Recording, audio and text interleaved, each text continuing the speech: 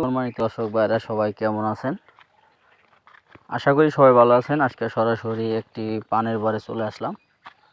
দেখেন পাহাড়ি এলাকায় কিভাবে পান চাষ করে।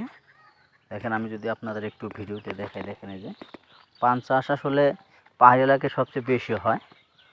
পাহাড়ি এলাকার মাটিতে পান চাষ ভালো হয়। দেখেন আমি যদি আপনাদের একটু ভিডিওতে দেখাই, দেখেন আসলে পানের জন্য সবচেয়ে বেশি হয় হলো রাজশাহী। তারপরেও পাহাড়ি এলাকায় প্রায় বাসায় কিন্তু পানের বর আছে। তারা প্রতিদিন পান সংগ্রহ করে। এই পানের বরটা হয়তো কিছুদিন ধরে লাগাইছে, যার কারণে এখনও বড় হয় নাই, আস্তে আস্তে বড় হচ্ছে। যদি আপনাদের একটু দেখাই, দেখেন পানের বর চারিদিকে বেড়া, উপর দিয়ে ছানি দেওয়া আছে যাতে আপনার রোদ্রে ক্ষতি না করতে পারে। আর ছায়াযুক্ত স্থানে পান চাষ সবচেয়ে ভালো হয়।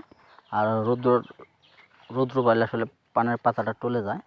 সম্মানিত দর্শক ভাইরা, এই পান চাষ করতে গেলে বিভিন্ন ধরনের কীটনাশক এবং রাসায়নিক সার পাশাপাশি জৈব সারও ব্যবহার করা হয়, অন্যান্য ফসলে যেরকম সার ব্যবহার করা হয়।